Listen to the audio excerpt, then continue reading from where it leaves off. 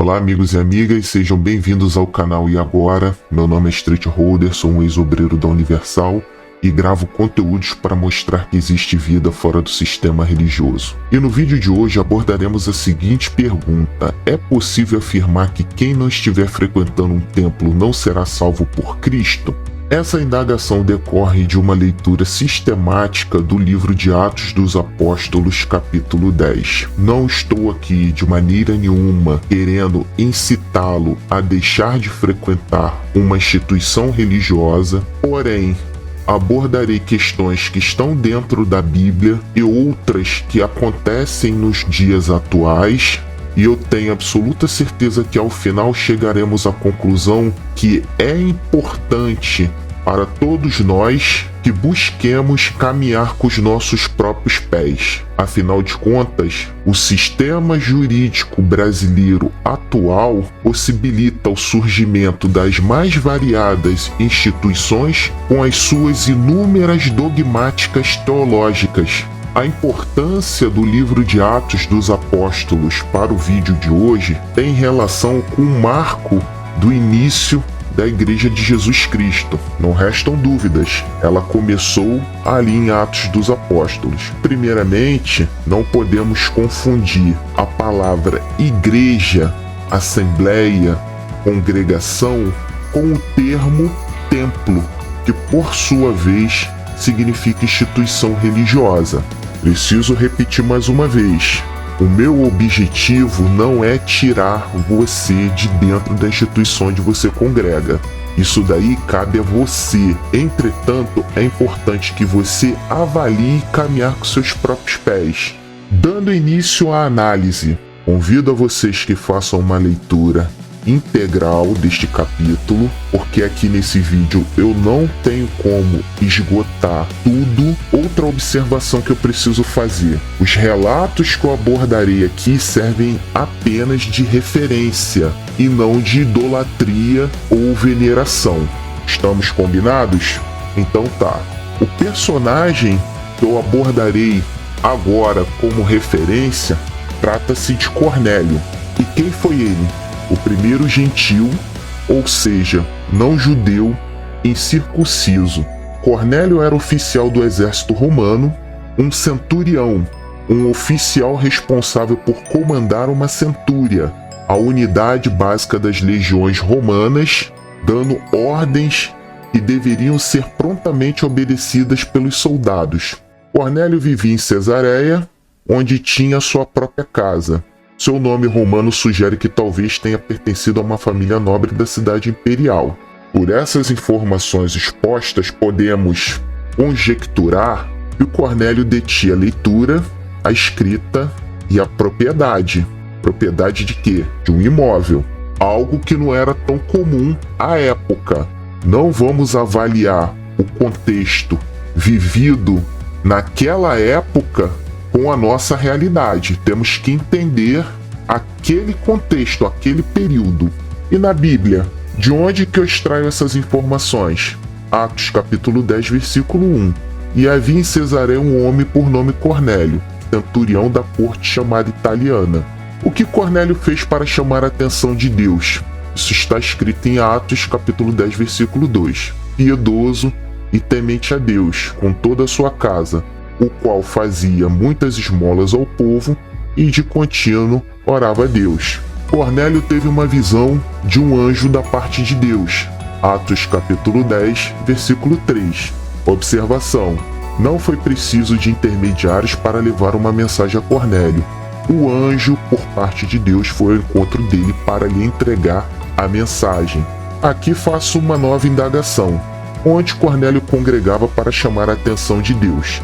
Lembrem-se, ele era um forasteiro, romano, impuro e etc. Para fins didáticos, estarei pulando a parte da visão de Pedro, que resultou no entendimento: não faça tu comum o que Deus purificou, em relação aos tipos de animais que desciam do céu em um lençol para Pedro se alimentar. Isso está lá em Atos capítulo 10, versículo 15. Próxima observação: Cornélio estava esperando Pedro, tendo convidado parentes e amigos mais íntimos. Seria uma sinagoga? acredito que não. Sexto, Cornélio ajoelhou aos pés de Pedro, Atos capítulo 10, versículos 25 e 26. E aconteceu que, entrando Pedro, saiu Cornélio a recebê-lo, e prostrando-se aos seus pés o adorou.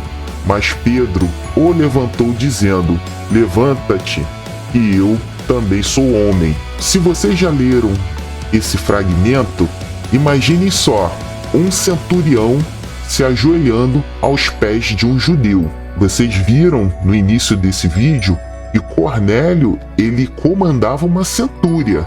E nessa época, Jerusalém estava sob o domínio de Roma, salvo engano. Então, deve ser algo para todos aqueles que estavam presentes, principalmente as pessoas que acompanharam Pedro, ter algo muito inusitado, ver um centurião se ajoelhando aos pés de um judeu. Além disso, o que falar da rígida hierarquia dentro do sistema religioso, onde coloca o fundador da instituição templo em uma posição de superioridade em relação aos fiéis? Para ilustrar esta observação, vocês se lembram daquela célebre frase: quem é que toca em ungido do Senhor e fica impune? Quem ungiu ele? Existe alguma testemunha de que esse indivíduo realmente é um ungido do Senhor? Dando continuidade, Cornélio jejuava, Atos 10:30. Deus não faz acepção de pessoas que temem a Deus e faz o que é justo, Atos 10:34. Cornélio é um exemplo disso. Pedro e os da circuncisão ficaram maravilhados com o derramamento do dom do Espírito sobre os gentios. Isso aconteceu num templo.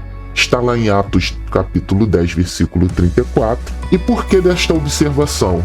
Imaginem, chega o relato até Pedro, dizendo que determinadas pessoas que não são judeus são incircuncisos, impuros e forasteiros, e receberam o Espírito Santo. É bem complicado. Próxima observação. Os gentios que receberam o dom do Espírito Santo, Atos capítulo 10, dos versículos 47 e 48, foram batizados após recebê-lo e de graça. Nos dias atuais, inventam propósitos para receber o Espírito Santo. A oferta é para expressar o seu amor para Deus. Que falácia, né? Voltando à indagação que deu origem à gravação deste conteúdo. É possível afirmar que quem não estiver frequentando um templo não será salvo por Cristo? Na tela vocês estão vendo um print extraído de um site em que relata os 50 países em que é mais difícil ser cristão no ano de 2022. Agora é um paralelo entre as igrejas que foram mais atacadas ou fechadas e países onde é mais difícil ser seguidor de Jesus. E aí vocês podem ver, por exemplo, Moçambique, existe instituição da Universal, à esquerda, né? Angola, o Brasil já participou de missão de paz na década de 90.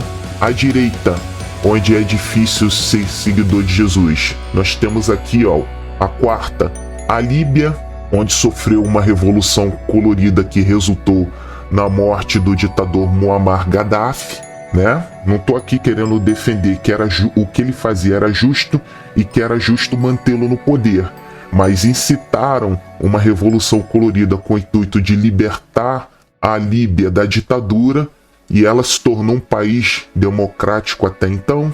Pelo visto, não. Temos aí o Irã, né, que está dando trabalho no contexto geopolítico. A Índia, que participa dos BRICS, um grupo econômico formado por Índia, Brasil, Rússia, China e África do Sul. Será que essas pessoas que estão nesses países sofrendo essas perseguições pelo simples fato de elas não estarem indo ao templo, elas não serão salvas? Mas e aí? Será que esses aqui, principalmente dos países da direita, que são perseguidos pelo simples fato de dizerem que são cristãos, e eles estiverem dobrando o joelho em sua casa, orando e fazendo tudo aquilo que Cornélio fez para chamar a atenção de Deus, mesmo que eles venham a ser mortos, eles não serão salvos? Gostaria que alguém mostrasse na Bíblia isso. Agora na tela, uma imagem ilustrativa de todos os continentes do nosso planeta, e vocês estão vendo aqueles em que é mais difícil ser cristão. Vocês estão vendo o Brasil aí, tingido com alguma cor? Não, né? Uma pergunta, esse mapa está atualizado? E eu tô colocando ali a data, 18 de outubro de 2022, que foi a última verificação que eu fiz. Vou mostrar para vocês o motivo do meu questionamento. Vocês estão vendo a Nicarágua? Ela está pintada de cinza, né?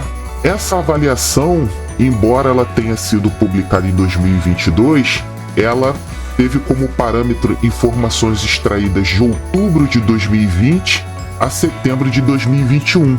Porém, em 2022, que é o atual ano, aconteceu algo na Nicarágua. E vou mostrar para vocês. Estão vendo aí onde fica a Nicarágua no nosso globo terrestre. E agora, vocês estão vendo um print de uma reportagem publicada na Revista Oeste de 24 de setembro de 2022 por Christian Costa, a perseguição aos cristãos na Nicarágua. Não vou entrar no mérito acerca de questões políticas porque este não é o objetivo deste vídeo. Vocês estão vendo novamente na tela a imagem, embora a Nicarágua esteja na cor cinza, sabemos agora que lá existe uma perseguição aos cristãos. Considerações finais da minha parte. Seria besteira caminhar na fé em Cristo com os próprios pés? Cornélio, depois de receber o Espírito Santo e ser batizado, teve que deixar de ser centurião? Vendeu a sua casa e deu o valor da venda aos pobres?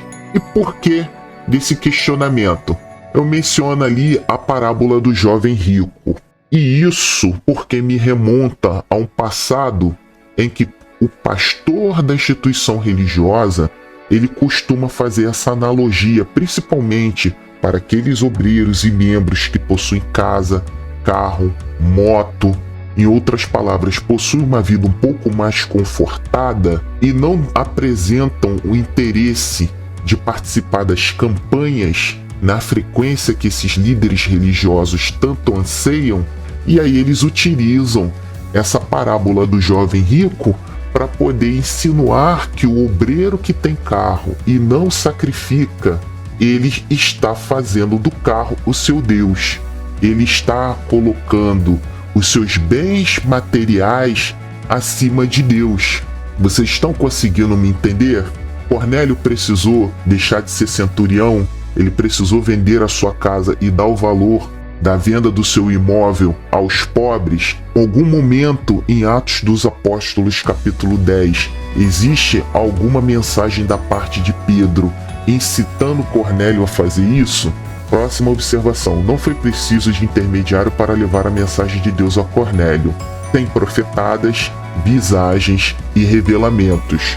Não estou aqui dizendo que nos dias atuais Deus não se manifeste através de visões ou revelações. Contudo, essas análises precisam ser avaliadas com calma, com discernimento. E nós percebemos aqui que Deus vai falar com você. A fórmula está em Atos dos Apóstolos capítulo 10. Cornélio foi piedoso, temente a Deus, dava esmola aos pobres, orava e jejuava. Precisa ser mais claro do que isso? As esmolas aos pobres era feita com o próprio dinheiro de Cornélio e não o de Roma. E por que eu estou falando isso? Porque o líder religioso, entre aspas, utiliza da doação dos membros para poder fazer caridade. E aí, ao final, quem é enaltecida é a instituição religiosa e não quem realmente doou. Não conseguirei esgotar todas as observações. Diante dessas considerações, gostaria de deixar uma mensagem a quem assistir esse vídeo. Quando os seus discípulos ouviram isso, ficaram grandemente maravilhados e perguntaram: quem pode então ser salvo? Jesus, fixando neles o olhar, respondeu: aos homens é isso impossível, mas a Deus tudo é possível. Mateus capítulo 19, versículos 25 e 26. Entre parênteses, esse é um fragmento extraído depois do Sermão do Monte. Voltando ao tema do vídeo, é possível afirmar que quem não estiver frequentando um templo não será salvo por Cristo?